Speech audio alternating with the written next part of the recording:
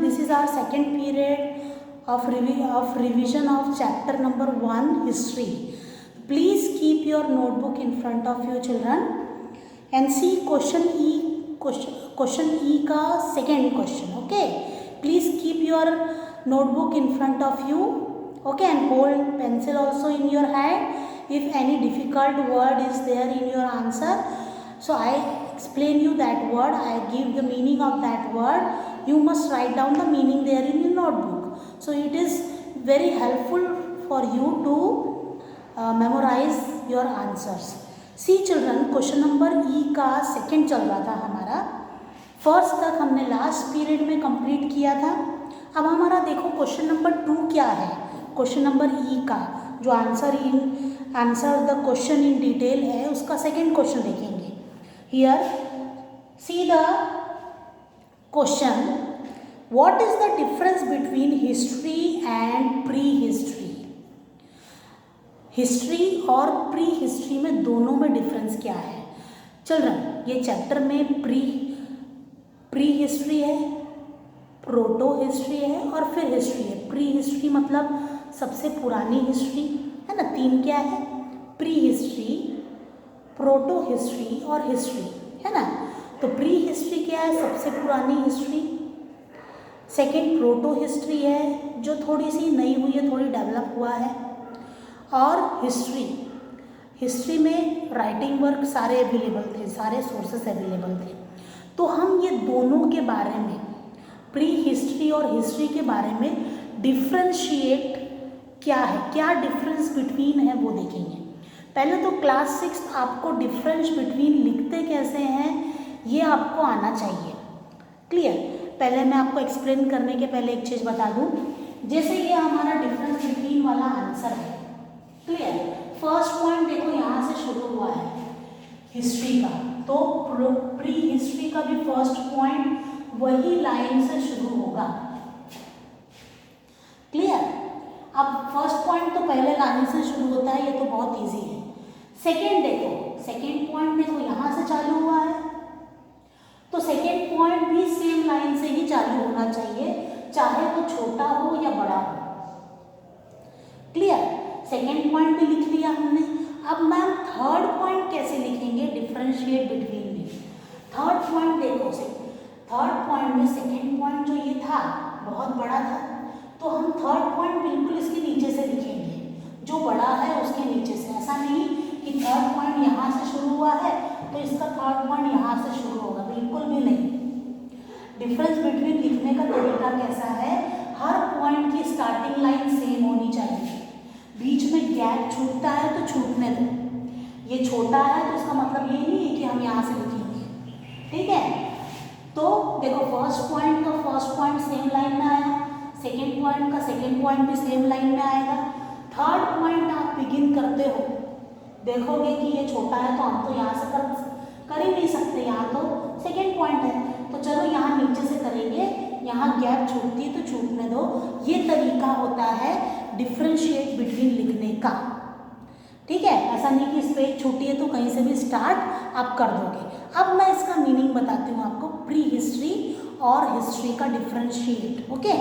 अब देखो मैंने बताया था हिस्ट्री जिसमें राइटिंग वर्क अवेलेबल था, और प्री हिस्ट्री जो सबसे पुरानी हिस्ट्री थी जिसमें लोगों को ज़्यादा मालूमात बिल्कुल नहीं थी, they have no knowledge at all. तो see the first point, the period after the invention of writing. History में इन्वेंशन ऑफ राइटिंग का पीरियड है. ये पीरियड कौन सा है? History period after the invention of writing. Writing का invention हो गया था, मतलब लोग लिखना पढ़ना जानने लग गए थे, इन्वेंशन हो गया था. Clear? The period after the invention of writing. Clear? अब नेक्स्ट है pre history. It is the period when writing was not invented. Pre history मतलब बहुत पुरानी हिस्ट्री, लिखना पढ़ना क्या खाना भी ढंग से नहीं जानते थे. क्लियर? तो इसमें क्या लिखेंगे हम children? It is the period when writing was not invented. Writing invent हुई नहीं थी, लिखना पढ़ना जानते ही नहीं थे. तो फर्स्ट पॉइंट क्लियर हुआ चिल्ड्रन हिस्ट्री का. The period after the invention of writing. कि पीरियड कौन सा है? इन्वेंशन ऑफ राइटिंग है, कि राइटिंग का इन्वेंशन हो गया था. और प्री हिस्ट्री क्या है? It is the period when writing was not invented, writing का इन्वेंशन हुआ ही नहीं था। See the second point children, written record available for this period, early writing was done on leaves, clay and copper tablets, rock, pillars etc. अब मैं इसका meaning बताती हूँ, listen, keep your pencil on that answer. Written record available for this period, जो भी written record मिले थे this period, कौन से पीरियड में? हिस्ट्री पीरियड में। Okay, early writing was done, तो अर्ली राइटिंग किस पे लिखी जाती थी? उस समय पेपर नहीं था चिल्ड्रन, ठीक है। Early writing was done on leaves, पत्तों पर लिखी जाती थी, क्ले, मट्टी, okay, and copper tablets, copper यानी कॉपर की ऐसे पतली सी परत आती है ना, हाँ, स्लेट टाइप की पतली सी, कॉपर टैबलेट्स, रॉक पत्थरों पर, पिलर्स खंभों पर, है ना। तो ये सब पे लिखते थे, लीव्स पे, क्ले पे, कॉपर टैबलेट्स पर, रॉक्स पर, पिलर्स पर। क्लियर? ये पॉइंट फिर से बता रहे हैं children. Written records available for this period, written records हुए थे इस पीरियड में, तो अर्ली राइटिंग किस पे होती थी? लीव्स, रॉक्स, पिलर्स, है ना, ये कॉपर टैबलेट्स, क्ले, ये सब पर राइटिंग वर्क होता था, एक्सेट्रा लिख देना। क्लियर? अब सेकेंड में देखो, इसमें तो रिटन रिकॉर्ड्स है और इसमें तो लिखना जानते ही नहीं थे, तो यहाँ क्या आएगा? No written record available for this period. No written record, कोई रिटन रिकॉर्ड नहीं था। हमने क्या पढ़ा कि केव्स में गए, वहाँ कुछ ना कुछ एविडेंस मिले, आर्कोलॉजिस्ट ने खुदाई की, वहाँ पर कोई फॉसिल्स मिला, उससे पता लगाया गया, है ना। गुफाओं में देखा कि खोद खोद कर कुछ ना कुछ पिक्चर्स बनाते थे, उससे पता चला, है ना। फायर का पिक्चर बनाया तो फायर का इन्वेंशन हो गया था, है ना। इस तरीके से थिंकिंग की गई उस प्री हिस्ट्री में कि कोई रिटन रिकॉर्ड तो था नहीं। Clear? See the third point children, archaeological and literary sources are available for this period. Archaeological मतलब जो खुदाई वाला होता है ना, यस, आर्कोलॉजिस्ट जो होते हैं खुदाई करते हैं और एविडेंस का पता लगाते हैं, जमीन के अंदर से पता लगाते हैं कि उस समय क्या हुआ था। So archaeological and literary sources, literary लिखा हुआ है ना, are available for this period, तो ये सारी चीज़ें अवेलेबल थी इस पीरियड में, हिस्ट्री पीरियड में। आर्कोलॉजी याद रखोगे, स्पेलिंग। आर्कोलॉजिस्ट किसको कहते हैं चिल्ड्रन? जमीन की खुदाई करके पता लगाते हैं कि at that time what was happen, okay, उस समय क्या हुआ था। ओके, सो हम थर्ड पॉइंट इधर का देखेंगे प्री हिस्ट्री का। Archaeological sources such as stone tools, पत्थरों के टूल्स, फॉसिल्स, है ना। फॉसिल्स क्या होते हैं? प्लांट और एनिमल जब दब जाते हैं, मरने के बाद दब जाते हैं, तो वो कई 100 ईयर्स के बाद फॉसिल्स बन जाते हैं, तो फॉसिल्स मिला। Help us to know about this period, तो ये सारे एविडेंस से हमें पता चला कि उस समय क्या होता था प्री हिस्ट्री में। क्लियर? अगेन मैं पढ़ रही हूँ, आर्कोलॉजिकल सोर्सेस, उस समय भी आर्कोलॉजिकल सोर्सेस मिले थे, उस समय आर्कोलॉजिस्ट नहीं थे, ठीक है। अभी के जो आर्कोलॉजिस्ट हैं उन्होंने पता लगाया कि उस समय क्या होता था इतने ईयर्स पहले। ओके, तो archaeological sources such as stone tools, stone के टूल्स मिले खुदाई के लिए, हंटिंग के लिए जो यूज़ होते थे, है ना, वो स्टोन टूल्स मिले, तो उससे पता लगाया गया कि स्टोन टूल्स यूज़ होता था उस समय।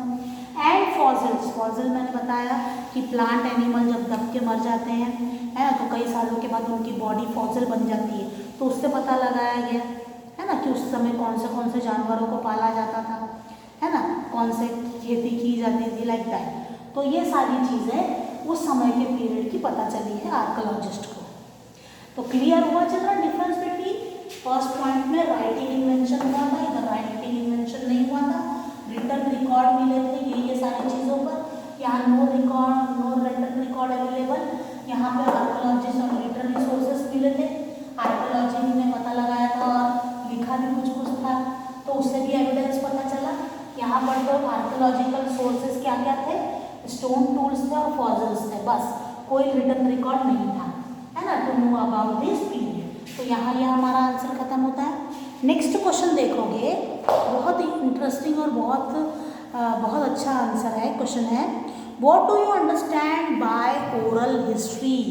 ओरल हिस्ट्री से आप क्या समझते हो? ओरल हिस्ट्री क्या है? देखो, the story we have, first point देखो, the story we have heard, heard मतलब सुनना, ठीक है। The story we have heard about from our elders, जो हम दादा दादी नाना नानी से जो स्टोरी हर्ड सुनते थे, है ना, वही the story we have heard about from our elders. Okay, तो वो स्टोरीज को ओरल हिस्ट्री कहेंगे। These story have not been maintain as record. अब दादा दादी की नाना नानी की कहानी क्या रिकॉर्ड बन के रहेगी? नो। सो वही बोला गया है, this story have not been mention as record, कोई रिकॉर्ड नहीं है इनकी स्टोरी का। They have been pass through generation.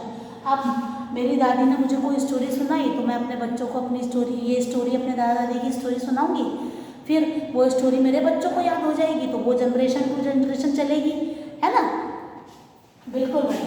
तो they have been pass through generation in the form of stories, stories के फॉर्म में वो जनरेशन टू जनरेशन पास होगी। फैबल्स, फैबल्स मतलब क्या होता है, जिससे मोरल लेसन, मोरल वैल्यू पता चलती है ना, कि हमें क्या करना चाहिए क्या नहीं करना चाहिए, अच्छी बातें जो सिखाती है स्टोरी, उनको फेबल्स बोलते हैं। एंड बैलेट्स, बैलेट्स किसको बोलते हैं चिल्ड्रन? पोएम्स को। वो पोएम्स जिनमें मैजिकल पावर्स के बारे में पता रहता है ना, आसमान से उड़ के आया, छड़ी घुमाई, गायब हो गया, लाइक दैट, है ना, परियों वगैरह की कहानी जो होती है या पोएम्स होती है ना, तो ये सारी चीज़ों को जो हम अपने एल्डर्स से सुनते हैं उसको ओरल हिस्ट्री कहा जाता है, और ये पास होती है generation to generation. Clear children? Next answer देखेंगे। See the last fourth answer, question number E, question E का fourth question. Okay, see the question children, Why are inscription considered an important source of history? Inscription क्या होता है children? Inscription मैं आपको बता दूं कि हम इंस्क्रिप्शन करते हैं, जैसे कि रॉक पिलर पर कुछ लिखने की कोशिश करते हैं, रॉक पर, पिलर पर, मेटल शीट पर, है ना, तो वो क्या होता है कि वो लिखा हुआ कभी ख़राब नहीं होता, बिगड़ता नहीं, है ना। पत्थर पे हम कुछ गोदेंगे या डिज़ाइन बनाएंगे तो क्या वो डिस्ट्रॉय होगी ईयर आफ्टर ईयर? नो, है ना। तो इंस्क्रिप्शन उसी को कहते हैं। तो क्या इंस्क्रिप्शन के थ्रू, यही क्वेश्चन पूछ रहा है कि why are inscription considered an important source of history? Inscription को एक इम्पॉर्टेंट सोर्स ऑफ हिस्ट्री माना गया है क्या? कि हिस्ट्री बनाने के लिए इंस्क्रिप्शन काफ़ी हेल्पफुल था क्या? यस, हेल्पफुल था। कैसे? चलो देखते हैं। First, inscription were written on rock, पत्थरों पर, पिलर्स पर, वॉल्स ऑफ इम्पोर्टेंट बिल्डिंग, जैसे मैंने बहुत बड़ी पैलेस बनाई, बहुत बड़ा फोर्ट बनाया, किला, तो उस पर मैंने कुछ लिख दिया, मैंने अपना नाम लिख दिया, जैसे मैं अकबर हूँ, एग्जाम्पल ले लो, है ना, मैं अकबर हूँ, एग्जाम्पल ले लो कि मैं अकबर हूँ, मैंने ये ईयर में ये फोर्ट बनाया, ये पैलेस बनाया, तो वो मिटेगा क्या? नो। तो जानबूझकर ऐसी चीज़ों पर लिखा जाता था ताकि जितने भी अभी भी ट्रैवल कर रहे हैं तो वो पढ़ेंगे कि अकबर के थ्रू लिखा हुआ है, हिंदी में लिखा हुआ है कि इस ईयर में फोर्ट बनाया गया, और किसने बनाया? अकबर ने बनाया। क्लियर? तो इंस्क्रिप्शन उसी को कहते हैं कि कोई हार्ड सरफेस पे हम इंस्क्रिप्ट करके, गोद कर कुछ लिखते हैं तो उसको इंस्क्रिप्शन कहा जाता है। तो here inscription where written on rock, पत्थरों पर, पिलर्स पर, पिलर्स मतलब खंभों पर, है ना। अब पैलेसेस बना है, फोर्ट बना है, तो पत्थर पिलर्स तो होंगे, पिलरों पर भी लिखा जाता है कि पिलर मैंने बनाया, है ना, इस ईयर में बना, है ना, ये सारी चीज़ें।